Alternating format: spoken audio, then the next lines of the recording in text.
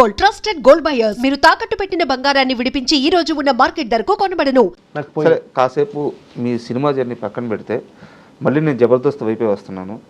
జబర్దస్త్లో ఒక team లీడర్తో issues ఉన్నాయి రాముకి. నాకు టీమ్ లీడర్స్ అసలు లేదు. ఒక టీమ్ లీడర్తో ఎవరు సార్? మీరే చెప్పండి. లేదు, నాకు అసలు ఇష్యూస్ అనేది నాకు ఇష్టం ఉండదు సార్. నేను చెప్తాను. వెంకీతో మీ రిలేషన్ ఎలా ఉంది? వెంకీతో చాలా బాగుంది సార్. వెంకీతో అసలు ఫస్ట్ స్టార్టింగ్ నేను, రాకెట్ రాఘు గారు, వెంకీ చాలా మంచి స్కిట్లు చేసాం, చాలా బాగా చేసాం. ఆ తర్వాత టీమ్ లీడర్గా వెంకీకి ఇస్తున్నప్పుడు, అన్న మనకు టీమ్ లీడర్ ఇస్తురన్నా, మన ఇద్దరం కలిసి చేద్దాం అని అన్నాడు. చేశారా? నేను చేయలేదు. మరి అదే నేను అడుగుతున్నా. అది అంటే చేయలేదంటే నేను చెప్పాను కదా, బిఫోరే నేను ఎగ్జిట్ అవుతున్నా అని చెప్పాను. ఎగ్జిట్ అవుతున్నా అని నేను చెప్పాను కదా సార్. నేను మ్యాక్సిమం సార్ నా లైఫ్లో మ్యాక్సిమం ఎక్కువ చెప్పే చేశాను సార్. నేను వెళ్ళిపోతున్నంటే వెళ్ళిపోయాను అంతే. మళ్ళీ ఎందుకు ఏమైంది అని బాధలేదు. నేను ఒక ఆలోచనతో వెళ్తున్నాను సార్ అన్న తప్పితే, మళ్ళీ వెంకిని ఇంప్రెస్ చేయడానికి రాకెట్ రాఘు సార్ ఉండు, అక్కడ చెమ్మక్ చంద్రన్ ఉండ్రు అన్న, వెళ్తున్నాను రైట్ గో హెడ్ అన్న తప్పితే ఎవరేం లేదు. అట్లా అంతే సార్. నేను ఇంకొంచెం ముందుకు స్టెప్ వేసి ఓపెన్గా అడుగుతున్నా. వెంకీ ఈవెంట్స్ చెప్పినా సరే, వెంకీ షూట్స్ చెప్పినా సరే, అది అయ్యేదాకా నమ్మకం ఉండదు అని చెప్పేసి చాలా లైట్ తీసుకుంటాడు రాము. కరెక్ట్గా అయితేనే చెప్పన్నా వెళ్తాను, లేకుంటే నా టైం వేస్ట్ చేయొద్దని చెప్పి చెప్తాడు. ఒక్క వెంకీకి మాత్రమే రాము దగ్గర అంత యాక్సెస్ రాము ఇవ్వడు అని చెప్పేసి ఒక టాక్ ఉంది. నిజమా అబద్ధమా? లేదు, వెంకీకి మాత్రమే అలా ఇవ్వనని కాదు. వెంకీ ఏదైనా ఉంటే చెప్పి, నేను వెంకీ కన్నా పెద్దవాడిని. నన్ను వెంకీ రామన్న అంటుంటాడు. నేనేమంటా అంటే, ఇప్పుడు నాకు కన్నా చిన్నవాళ్ళే కావచ్చు, టాలెంట్ అయినా కాదు, ఏ విషయంలో కదా మనం రెస్పెక్ట్ ఇస్తున్నప్పుడు మనం కూడా ఎదుటి వాళ్ళ టైం వేస్ట్ చేయొద్దు అనేది ఉందంటే చెప్పి వెంకీ చేద్దాం, లేదంటే ఒక ఎగ్జిట్ అంతే కామన్. నువ్వు ఒకవేళ ఇవ్వకున్నా సరే ఎందుకు ఇవ్వట్లేదు ఏంటి అనే పాయింట్ నాకు రైజ్ చేయడం ఇష్టం ఉండదు.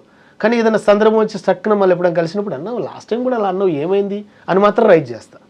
ఆ సందర్భం వస్తే తప్పితే నిన్న ఇది చేసినావు మళ్ళీ అనను. ఎందుకంటే వాళ్ళకి పరిస్థితి ఏమైందో, తర్వాత ఏం చేంజెస్ అయినాయో, ఏ ప్రాబ్లం వచ్చిందో థ్యాంక్ యూ అని అంటాను. ఏంటి అంతే, మనకు ఇంకేం ఏం లేదు. ఓకే, ఇప్పుడు జబర్దస్త్ చూస్తున్నారా? లేదు, ఓపెన్ చెప్పండి. లేదు అస్సలు లేదు, ప్రామిస్ చెప్తాను. జబర్దస్త్ చూడట్లేదు. ఎన్ని ఇయర్స్ అవుతుంది జబర్దస్త్ చూసి? చాలా సంవత్సరాలు అవుతుందన్న నేను జబర్దస్త్ చూడక. అని అప్పుడు మా జబర్దస్త్ తర్వాత ఎక్స్ట్రా వచ్చింది, ఎక్స్ట్రా జబర్దస్త్ రెండు నడుస్తున్నాయి. ఆ తర్వాత నేను చాలా చూడక. అంత బాధ పెట్టిందా మిమ్మల్ని జబర్దస్త్? బాధ పెట్టింది అన్నది కాదన్న. ఇప్పుడు ఆ ప్రోగ్రామే. ఇప్పుడు మామూలుగా ప్రోగ్రామ్ చూసేవాళ్ళు ఎవరైనా సరే రిలాక్స్ కోసం చూస్తుంటారు, ఇది చేస్తుంటారు. మేము అక్కడ చేసాము, బయటకు వచ్చిన తర్వాత ఇవి వెంటాడుతుంటాయి మనల్ని. ఒరే నువ్వు ఆ ప్రోగ్రామ్ వదిలేసుకొని వచ్చినావు, బయట ఏం చేస్తున్నావు, ఏం చేయాలనుకుంటున్నావు, ఏం చేయబోతున్నావు అని ఇవి వెంటాడుతుంటాయి. కాబట్టి దాని మీద ఫోకస్ చేయాలన్న థాట్ కన్నా మనం ఇటు వెళ్ళాలి, ఏంటి నెక్స్ట్ ఏంటి అన్న ఆలోచన ఎక్కువ ఉంటుంది అంతే. జబర్దస్త్ ఏదో ఎప్పుడన్నా సందర్భం వచ్చి మళ్ళీ మొన్న రిపీటెడ్గా వస్తున్నాయి. ఇప్పుడు అవును, మన రాకెట్ రావు సార్తో చేసినవి, చంద్రన్నతో చేసిన స్కిట్లు వస్తున్నప్పుడు అరే మనం ఇప్పుడు చేసినాం కదా అని అప్పుడు చూస్తున్నాడు. అట్లా ఏది యూట్యూబ్లో. అవును, మళ్ళీ కొత్తగా అప్లోడ్ చేస్తాను అలా అప్పుడు చూస్తున్నాను అంతే. టీవీలో అయితే మాత్రం చాలా సంవత్సరాలు అవుతుంది చూడక. అంటే రాము అనే వ్యక్తిని ఇంటర్వ్యూకి పిలిచి నేను కానీ కేఏ పాల్ వాయిస్ మిమిక్రీ చేయించకపోతే మా ఆడియన్స్ నన్ను క్షమించరు. సార్ అదే నేను చేస్తాను తప్పకుండా. కాకపోతే ఇక్కడ ఎలా ఉంటుందండి సార్, కేఏ పాల్ వాయిస్ నేను చేస్తున్నప్పుడు మీరు అడగండి, మీరు ఏదైనా అడగండి, అసలు మీరు ఏం అడుగుతారో ఏం అడగబోతున్నారో నాకు తెలియదు. కానీ నాకు తెలిసిన వర్షం నేను సమాధానం చెప్పాను. కేఏ పాల్ గారు ఎలా ఉన్నారండి? చాలా బాగున్నానండి, మీరు కూడా బాగున్నారు అనుకుంటా. బాగున్నాను. చూసారా ఎంత స్మైల్ ఇస్తున్నారో? ఎప్పుడు అలానే ఉండాలి. ఎంత సంపాదించుకోవడం కాదో, ఎంత ఆనందంగా ఉన్నాం అనేది ఇంపార్టెంట్. ఓకే, అంతే. అంటే ఈ మధ్య కనిపించలేదు, మీరు చాలా బిజీ అయిపోయినట్టున్నారు. చూడండి, ప్రతి ఒక్కరు అదే క్వశ్చన్ వేస్తున్నారు. కనిపించట్లేదు అంటే మీకు కనిపించడం కోసం తిరగాల చెప్పండి. నా పనుల్లో నేను కనిపిస్తున్నాను, నా దారిలో నేను వెళ్తున్నాను, మీరు చూడట్లేదని నేను అడిగానా?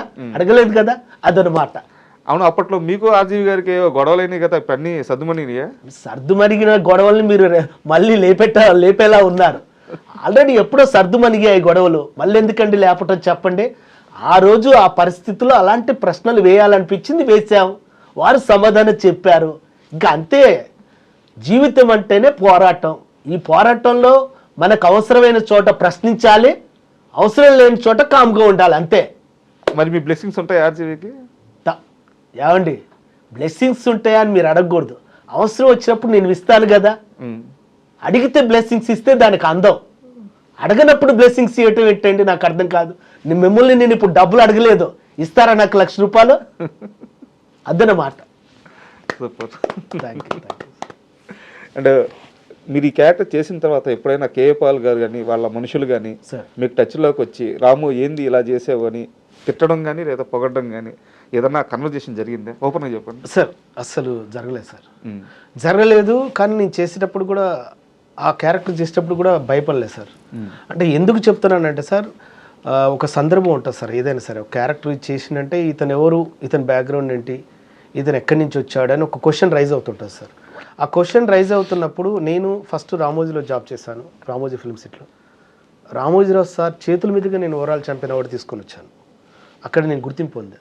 ఆ తర్వాత నన్నపనేని రాజకుమారి షష్ఠపూర్తి రవీంద్ర భారతిలో జరిగింది సార్. దానికి చీఫ్ గెస్ట్గా ప్రస్తుత ఏపీ ముఖ్యమంత్రి నారా చంద్రబాబు నాయుడు గారు, వారి చేతుల మీదుగా నేను బ్లెస్సింగ్ తీసుకున్నాను. సో అప్పుడు ఆ టైంలో ఈ సార్ మన కేఏ పాల్ సార్కు వారిద్దరు బాగా తెలుసు అనమాట. సో వాళ్ళ దగ్గర ఇట్లా బ్లెస్సింగ్స్ పొందిన వ్యక్తి ఇలా చేస్తాడని ఆ సార్ అనుకుంటాడని నేను అనుకోను.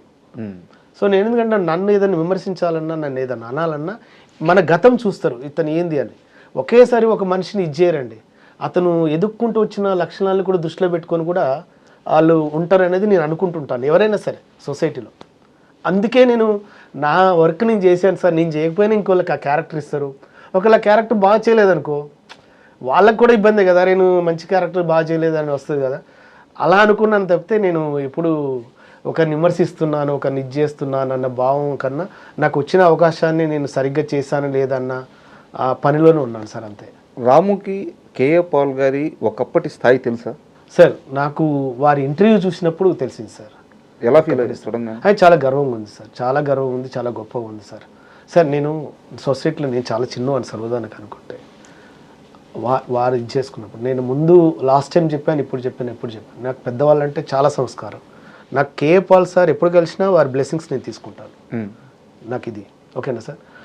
ఒకప్పుడు ఇలా ఉన్నారు తెలుసా అన్న ఇది దానికన్నా నేను ఒకప్పుడు అలా ఉన్నా సార్, థ్యాంక్ యూ సార్ అని కృతజ్ఞత భాగంగా సార్ నమస్తే సార్ అని ఈ మర్యాద ఉంటుంది తప్పితే ఒకప్పుడు అలా ఉన్నారు ఇప్పుడు ఏంటి అన్నాడే ఉన్నారు సార్. అంటే అంటుంటారు చాలామంది, అచీవర్ని మనం వాళ్ళ అచీవ్మెంట్కి మనం సపోర్ట్ చేయకపోగా వాళ్ళ అచీవ్మెంట్లు మనం హేళన చేయొద్దంట. హేళన అంటే ఏంటి, ఏందా ఇప్పుడు ఏముంది చెప్పరాదు అన్నట్టు నేను అనట్లే. నేను అదా అనట్లే. రాముకు ఆ గౌరవం ఉంది, 100% గౌరవం ఉంది. నేను ఏమంటున్నా సార్, నాకు వచ్చిన అవకాశాన్ని నేను చేశాను సార్. ఇప్పుడు నేను యాక్టింగ్ చేయలేదనుకో నాకు డబ్బులు రావు. నేను ఎంచుకున్న ఫీల్డ్ ఇది. నేను మిమిక్రీ చేయలేదనుకో నాకు డబ్బులు రావు. నేను ఎంచుకున్న ఫీల్డ్ ఇది. నాకు వచ్చిన అవకాశం లేదు సార్, నేను చేయను అంటే ఆటోమేటిక్గా ఇంకోళ్ళకి అవకాశం వెళ్ళిపోద్ది. కానీ నా రిఫరెన్స్ తర్వాత నేను ఏదైనా చెప్తానంటే సార్ నాకు ఆ రోజు వచ్చిందిగా నేను చేస్తాను. ఒకరోజు నేను తాజ్ డెక్కన్లోకి వెళ్ళాను సార్, హీరో సుమన్ గారిని కలుద్దానికి వెళ్ళినప్పుడు. ఓకే. అక్కడ జడ్జి మాలయాద్రి అని ఉన్నాడు సార్. ఆ సారు రాము గారు మాట్లాడతారా కేఏ పాల్ గారితో? సార్ ఆ సందర్భం రాలేదు సార్, మీరు ఒకరు మాట్లాడమంటే ఓకే సార్, నాకేం అభ్యంతరం లేదు సార్, మాట్లాడిస్తా అంటే హ్యాపీ సార్, అదేం లేదన్న. అవును సార్ మాట్లాడండి పర్లేదన్న. పర్లేదన్నప్పుడు సార్ ప్లీజ్ ఇవ్వండి సార్ మాట్లాడతాను. కాల్ చేశారు. కాల్ చేసి ఇప్పుడు ఒక అతను స్పెషల్ మీతో మాట్లాడతారు చూడండి అని నేను మాట్లాడాను. ఏమన్నారు? నేను ఫస్ట్ సార్తో మాట్లాడటం ముందే సార్ నేను రాము సార్ ముందు మీరు నన్ను క్షమించాలి సార్ అని చెప్పాను. అడిగారా? అడిగాను సార్ 100%. ఎందుకంటే సార్ మీ రూపంలో నాకు ఒక క్యారెక్టర్ వచ్చింది సార్, ఆ క్యారెక్టర్ ఆర్జీవి సార్ నాకు ఇచ్చారు సార్. నా పనిని నేను చేశానన్న ఫీల్లో ఉన్నాను సార్. కాబట్టి అది మీకు కృతజ్ఞత చెప్పుకుంటున్నాను సార్, అదేవిధంగా ఆర్జీవి సార్ కూడా కృతజ్ఞత చెప్పుకుంటున్నాను. నేను నా పని నేను చేసుకుంటూ వెళ్తున్నాను, అంతే తప్పితే ఒక ఇబ్బంది పెట్టే వ్యక్తిత్వం కాదు సార్ అని చెప్పాను. సార్ కూడా ఏది సీరియస్గా తీసుకోవాలి, ఓకే అని చెప్పాను అంతే. ఏమన్నారు? అస్సలు క్యాజువల్ ఓకే అన్నాడు అంతే, ప్రాబ్లం లేదన్నట్టుగా. కాకపోతే ఆ సార్ పక్కన పనిచేసే కొంతమంది నాకు తెలిసిన ఫ్రెండ్స్ ఉన్నారు, వాళ్ళు ఆల్రెడీ ప్రజెంట్ చేశారు నా గురించి.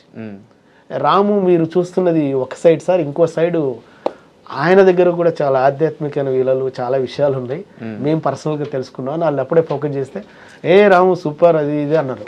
అన్న ఓకే థ్యాంక్ యూ అన్న, కానీ సందర్భం వచ్చినప్పుడు కలుద్దామన్నా, అంతే తప్పితే మళ్ళీ ఆ సార్ని టైం వేస్ట్ చేయాలని నేను అనుకోనన్నా. నాకు అది ఇష్టం ఉండదు సార్, ఏది ఓకేనా అంతే ఇక. సూపర్. అండ్ ఆర్జీవి సార్ ఈ ఒక్క మనిషితో పనిచేయాలని చెప్పి ఇండస్ట్రీలో ఉన్న టాప్ మోస్ట్ యాక్టర్స్ అందరూ కూడా పరితపించిన రోజులు ఉన్నాయి. స్టిల్ ఇప్పటికీ కూడా చాలా మందికి ఆర్జీవి గారితో పనిచేయాలని కోరిక. సార్ మీకు మాత్రం ఆ అదృష్టం దక్కింది. అంతే సార్, అది సార్ గుర్తించి ఇవ్వటం అనేది నా లక్ సార్ అంతే. కాకపోతే నేను సార్తో పనిచేసినప్పుడు మాత్రం నాకు బాగా హ్యాపీ అనిపించిన విషయం ఏంటంటే, ఏదైనా ఒక మంచి టాలెంట్ ఉండి మంచి ఏదైనా ఉంటే స్వతహాగా ఆ సారే 10 మందికి ప్రచారం చేసేస్తాడు, ఇతను బాగా చేస్తాడు ఇతను అన్ని. అది ఆ సార్ దగ్గర బాగా నచ్చింది. ఇంకా బాగా నచ్చింది ఏంటంటే సార్ ఏదైనా ఒక ఆలోచన అనుకుంటున్నా అని ఏదన్నా మన ముందు మాట్లాడుతున్నప్పుడు సార్ ఇది అది అన్నాం అనుకో, దానికన్నా బెస్ట్గా ఉందంటే అది బాగుంది అది చేసేద్దాంలే అంటాడు. అంటే అట్లా రిసీవ్ చేసుకునే గుణం తక్కువ మందికి ఉంటుంది. సో పక్కన వాళ్ళు సలహా ఇచ్చినా తీసుకుంటారు. ఏదైనా బెస్ట్గా ఇచ్చినట్టుకో ఇది బాగుంది కదా, దీనికన్నా అది బెటర్ కదా, దాన్ని ఇద్దేద్దాంలే అంటాడు. అంతే తప్పితే ఆయన ఏదైనా ఉంటే సార్ ఫైనల్ డిసిజన్ అంతే, అట్లా ఉంటుంది అంటున్నాను. అంటే బయట చాలామందికి రామ్ గోపాల్ వర్మ అంటే ఒక రకమైన ఈగోయిస్టు, లేకుంటే ఒక రకమైన తలపొగరు, ఎవరి మాట విండు, ఎవరిని దగ్గరికి రానీడు, ఇంకా చెప్పాలంటే ఆల్కహాలిక్, ఇలాంటి ఒక రకమైన అభిప్రాయాలు ఈ మధ్యకాలంలో ఏర్పడ్డాయి. ఓకే, ఆయన రియల్గా ఎలా ఉంటారు మీరు దగ్గర చూశారు కాబట్టి? సార్ రియల్గా నేను ఆర్జీవి సార్ని రియల్గా చూసినప్పుడు నాకు తెలిసిన విషయం ఏంటంటే, నాకు తెలిసి అతను ఫస్ట్ ఆఫ్ ఆల్ చెత్త డిస్కషన్ చేయడు. నువ్వు గుడ్ మార్నింగ్ సార్ అని చెప్తే కూడా సార్ ఇంప్రెస్ కాడు. ఫస్ట్ వచ్చిన పాయింట్ ఏందో అది చెప్పమంటాడు, అంత అట్లుంటుంది. సో నాకు అది బాగా ఇష్టం. చూసావా ఎంత వేస్టేజ్ కట్ చేశాడో అనిపిస్తుంది. అంటే ఇవన్నీ ఎందుకు, ఇది అది ఇది ఇవన్నీ నాకు ఎందుకు, వచ్చిన పని ఏందో చెప్పు, రైట్ ఇది లేదు మనం మాట్లాడదాం అంటాడు అంతే. ఒకవేళ నువ్వు కనిపించావు, నువ్వు వచ్చిన విషయం తెలుసు అన్నావు అనుకో, టక్కుమని వెళ్తున్నప్పుడు సార్ గుర్తుకొచ్చింది అనుకో, నీది వెళ్ళని చూస్తాం ఓకేనా అంటాడు అంతే, కట్ అయిపోయింది. అంటే నువ్వు ఎప్పటి నుంచో వెయిట్ చేస్తున్నప్పుడు చక్కగా సార్ లుక్ దృష్టిలో పడితే అంత ఫాస్ట్ స్టార్ట్ చేస్తాడు. ఇప్పుడు సార్ ఇది చేస్తున్నాడు, డ్రింక్ చేస్తున్నాడు, ఇది చేస్తున్నాడు అంటే మనం ఒకరి పర్సనల్ హ్యాబిట్స్ అనే మనతో జర్నీ చేయవు, అది వారితో జర్నీ చేస్తాయి. ఏంటంటే నువ్వు బండి నడుపుతున్నావు, అదేంటి సార్ మధ్య మధ్యలో గేర్లు మారుస్తాడు, ఒకసారి స్టాప్ అంటాడు, ఒకసారి స్విచ్ ఆఫ్ చేస్తాడు. అంటే ఆ జర్నీ చేసేది వారు, అదేమన్నా ప్రాబ్లం అయితే వారికి అవుతుంది. ఏంటి మన మీదకి కాదు కదా, దాన్ని ఫేస్ చేసే నాలెడ్జ్ ఆయన దగ్గర ఉన్నప్పుడు మనం మీరు అలా ఉండకూడదని మనం చెప్పలేము. ఏదైనా కష్టం వచ్చినా ఆయన ఇచ్చిన ఆలోచనకి, ఏదైనా మాట్లాడినా అని చెప్పిన దానికి, దాన్ని ఫేస్ చేసే నాలెడ్జ్ ఆయన దగ్గర ఉన్నప్పుడు ఆయన నాలెడ్జ్ నా నాలెడ్జ్తో నేను పోల్చుకోలేను కదా. నాకున్న నాలెడ్జ్ తిన్నాను అనుకో, నాకు తెలిసిన నాలెడ్జ్ ఏంది సార్, ఇలా మీరు బలగి చెప్తారు సార్ స్ట్రైట్గా, నాకు అది ఇష్టం అన్న పాయింట్లో నేను ఉన్నాను, మిగతా లోతుకి నేను వెళ్ళను. అలాగని వెళ్ళే వాళ్ళకు వాళ్ళ ఇష్టం, అది నేను అనుకోలేను. సో సినిమా అయిపోయిన తర్వాత మళ్ళీ ఆర్జీవి గారికి ఎప్పుడైనా టచ్లోకి వెళ్ళారా? వెళ్ళండి సార్. ఎలా రిసీవ్ చేసుకున్నారు? ఏం లేదు సార్, చాలా బాగా రిసీవ్ చేసుకున్నాడు సార్, చాలా బాగా రిసీవ్ చేసుకున్నాడు. సినిమా అయిన తర్వాత అంటే ఒక సందర్భంలో ఒకరోజు పబ్కి పిలిచారు సార్. పిలిచినప్పుడు అంటే ఒక ఇంప్రెషన్గా, అంటే ఒక ఇవాళ రేపు ప్రతి ఒక్కరు ఆనందం వచ్చిందంటే ఏదో ఒక రూపంలో సెలబ్రేట్ చేసుకున్నారు. ఆ రోజు పబ్కి పిలిచినప్పుడు వారి అమ్మగారు కూడా ఉన్నారు అక్కడ. నాయన ఇట్లా అంటే, అమ్మ థ్యాంక్ యూ అమ్మ, నా బ్లెస్సింగ్స్ కూడా తీసుకున్నాను, బాగా చేసావు నాయన. పబ్ అంటే ఎక్కడ పబ్లో చిన్న పార్టీ లాగా చేశారు, పార్టీ లాగా అంటే ఒక సెలబ్రేషన్స్ లాగా. నేను బ్లెస్సింగ్ తీసుకున్నాను అప్పుడు. ఇప్పుడు సార్ స్వతహాగా నువ్వు రావచ్చు అంటే వెళ్ళాను. సార్ నేను ఏదైనా సరే ఒకసారి నేను జర్నీ చేసినట్టు ఆ వ్యక్తిని ఎవరిని నేను మర్చిపోను సార్. నాకేంటంటే నా సైడ్ నుంచి నా వల్ల ఏంది నేను కరెక్ట్గా ఇచ్చాను. ఒకవేళ నాకు తెలియదు ఉందనుకో, మీరు చెప్తున్నా నేను నేర్చుకున్న ప్రయత్నం చేస్తాను అంతే తప్పితే నేనన్నది ఇది నావే కరెక్ట్ అని కూడా నేను అప్పుడు అనను.